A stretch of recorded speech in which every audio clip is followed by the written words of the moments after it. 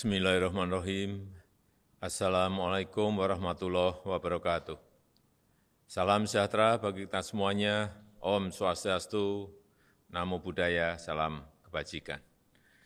Yang saya hormati para Menteri Kabinet Indonesia Maju, yang saya hormati Ketua Umum PGRI, Profesor Dr. Unifah Rosyidi, beserta seluruh jajaran pengurus PGRI dari seluruh tanah air, yang saya hormati para guru, para dosen, para tenaga kependidikan di seluruh penjuru tanah air yang saya cintai, hadirin dan undangan yang berbahagia.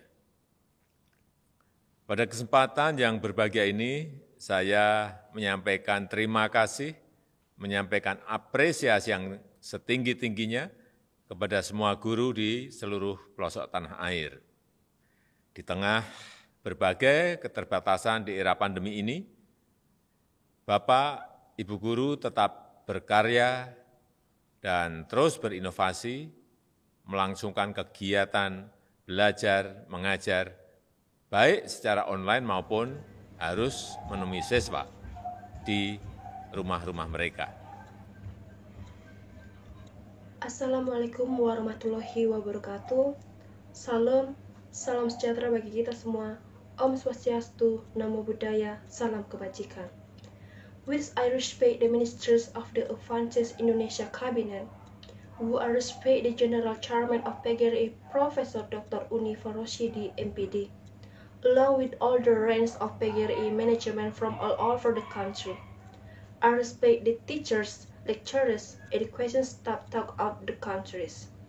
Dear guests and happy invités, on these happy occasions, I would like to express my gratitude, express my highest appreciation to all teachers in remote part of the country, in the midst of various limitations in this pandemic era. Teachers and parents, continue to work and continue to innovate in carrying out teaching and learning activity, both online and must meet students in their homes. Perubahan yang sangat drastis ini tidaklah mudah, tidak mudah. Guru-guru dipaksa beradaptasi dengan cepat, beralih menggunakan teknologi, mengubah metode belajar, bekerja sekuat tenaga agar anak-anak bisa tetap belajar dengan baik. Tetapi tantangan akibat pandemi COVID-19 ini tidak boleh menurunkan kualitas pembelajaran. Keterbatasan harus diatasi dengan kreativitas, membuat siswa belajar dengan antusias dan memotivasi siswa menjadi pembelajar mandiri. Tantangan pendidikan di era pandemi ini juga harus kita atasi dengan sinergi, dengan kerjasama, bahwa pendidikan adalah tanggung jawab bersama, bahwa pendidikan anak tidak bisa hanya dilakukan oleh para guru. Peran orang tua sebagai pendidik utama keluarga sangatlah penting.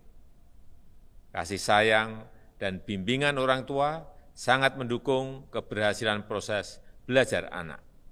Oleh karena itu, komunikasi dan kerjasama antara guru dengan orang tua harus terus ditingkatkan.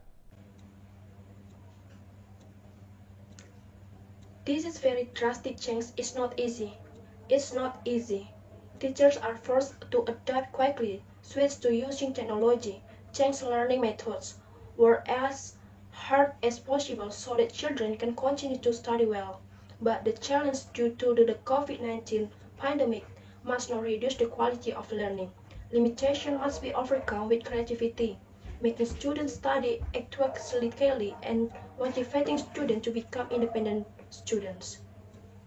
We also have to overcome many educational challenges in this pandemic era with synergy, with cooperation, that education is sharing responsibility, that children education cannot only be done by teachers. Parents as primary educators are very important. Parental love and guidance really support the success of child's learning process. Therefore, communication and cooperation between teachers and parents must continue to be improved. Bapak Ibu guru yang saya hormati, saya menyadari banyak orang tua yang tidak sabar menunggu sekolah dibuka kembali. Tapi kita harus hati-hati karena kesehatan, karena keselamatan adalah hal yang terpenting. Kesehatan dan keselamatan para guru maupun siswa peserta didik akan selalu menjadi prioritas tertinggi pemerintah.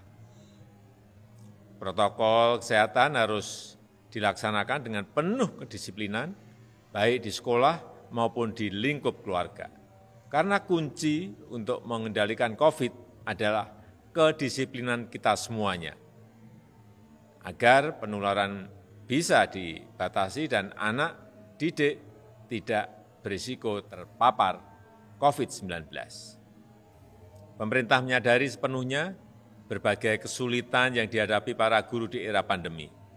Oleh karena itu, pemerintah telah mengeluarkan berbagai kebijakan untuk mendukung guru, agar tetap bisa menjalankan pendidikan secara baik dan kesejahteraan guru terbantu.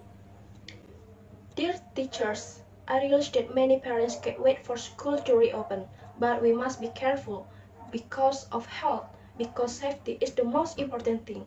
The health and safety of teachers and students will always be the government's highest priority.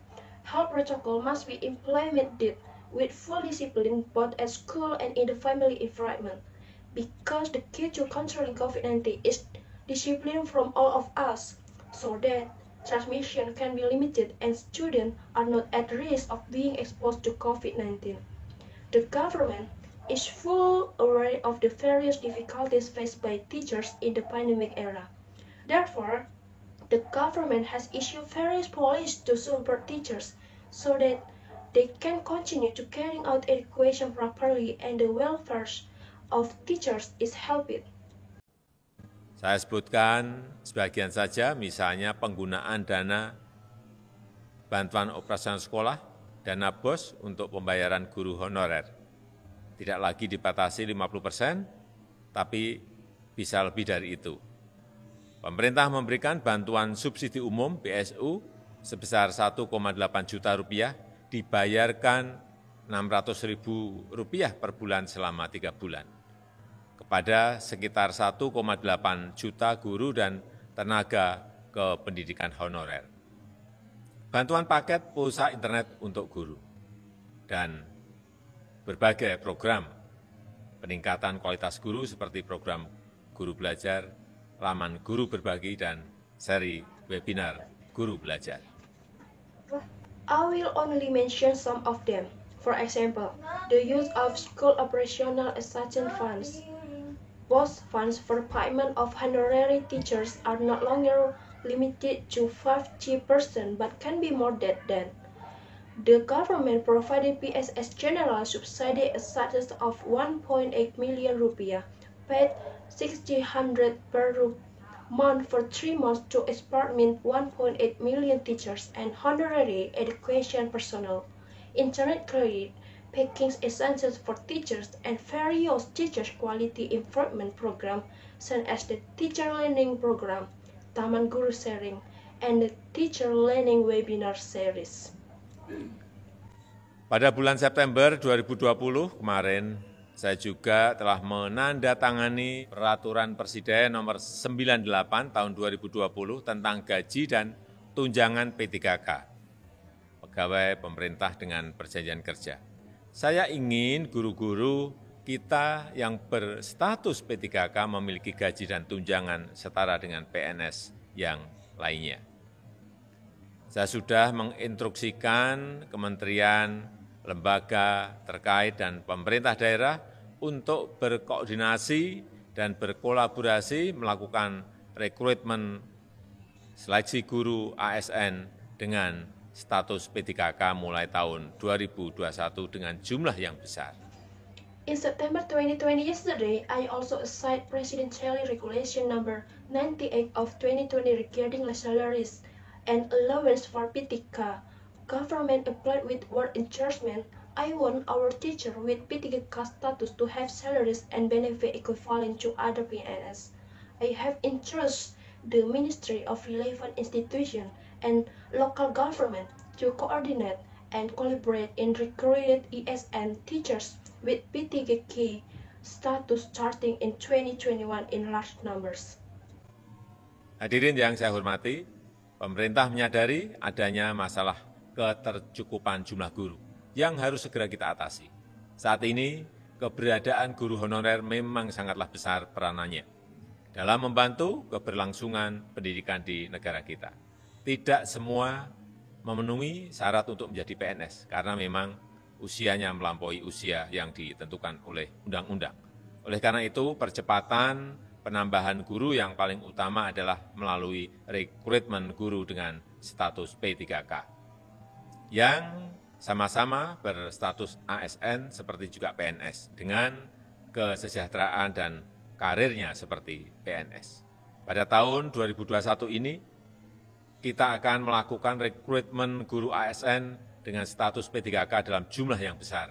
Peraturan Presiden nomor 98 tahun 2020 tentang gaji dan tunjangan P3K, bahwa guru yang berstatus P3K akan menerima gaji dan tunjangan setara dengan PNS lainnya.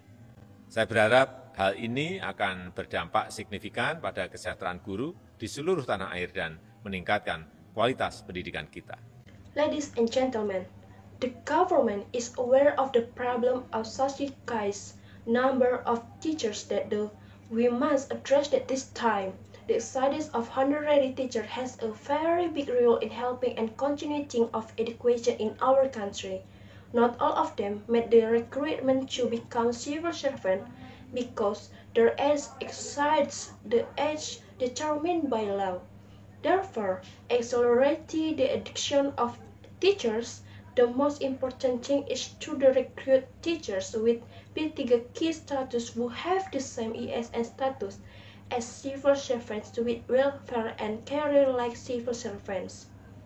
In 2021, we will recruit a large number of ESN teachers with first aid status. Presidential Regulation number 98 of 2020 regarding first aid salaries and benefit that teachers with first aid status will receive salaries and benefit equivalent to other civil servants. I hope this will have a significant impact on the welfare of teachers across the country and improve the quality of book education. Terakhir, saya mengucapkan selamat Hari Guru Nasional dan HUT yang ke-75 PGRI. Terima kasih kepada para guru yang pantang menyerah dan terus berjuang di tengah keterbatasan. Terima kasih telah mendidik generasi bangsa menjadi SDM unggul yang selalu mencintai Indonesia. Wassalamualaikum warahmatullahi wabarakatuh. Finally, I wish you a happy National Teachers' Day and the 75th anniversary of PGRI. Thank you to the teacher who never give up and keep fighting in the midst of limitation. Thank you for educating the nation's generation to become superior human resources who always love Indonesia.